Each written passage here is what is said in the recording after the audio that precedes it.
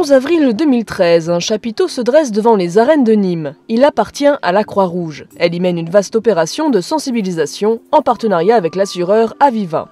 L'objectif, préparer le grand public aux catastrophes et aux accidents de la vie courante. Le message est simple, préparez-vous à être prêt.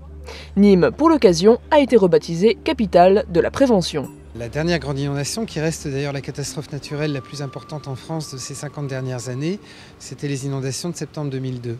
Ça a profondément bouleversé la population gardoise.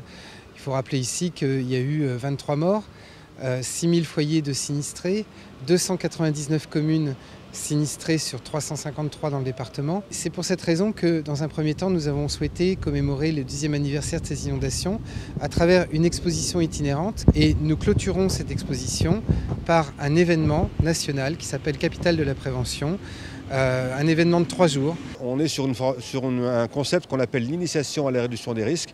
C'est leur faire comprendre, identifier leur vulnérabilité devant les événements catastrophiques, mais aussi du quotidien, dans la maison.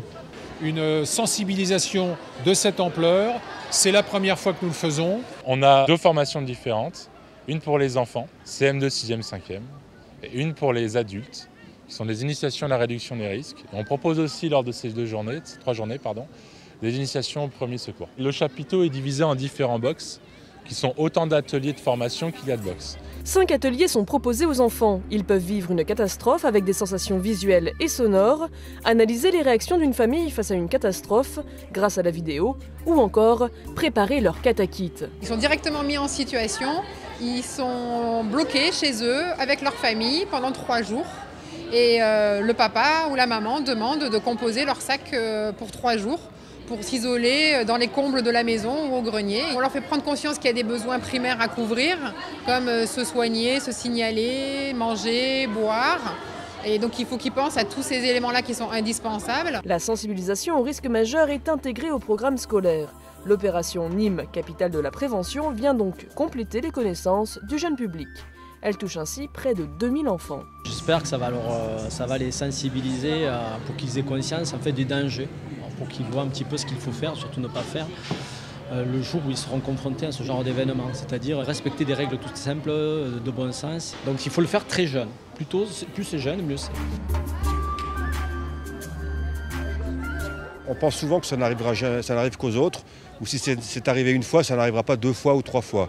Et le fait est que ce n'est pas la réalité, ça nous arrive, ça peut arriver à tout le monde, et ça peut revenir plusieurs fois. Quand l'on sait que dans la vie quotidienne, il y a 20 000 morts par an dans les accidents de ce qu'on appelle la vie courante, c'est-à-dire à domicile, mais également au loisir, sur la route, etc., il est peut-être un peu plus prudent, d'être un peu plus avisé, de mieux comprendre son environnement. Notre objectif, c'est de faire des citoyens des acteurs de leur propre sécurité. Alors, est-ce que le message est bien passé ? On est déjà quand même mieux préparé au cas où il devrait y avoir un danger qui se produirait par exemple ici en France. Il faut que je prépare un kit de survie au cas où il y aurait une inondation ou quelque chose dans ce genre-là.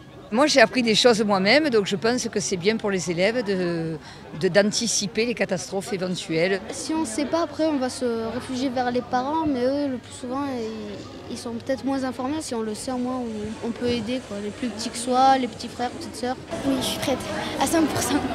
Que les adultes en prennent de la graine, car ce seront peut-être les enfants qui leur enseigneront bientôt les gestes qui sauvent.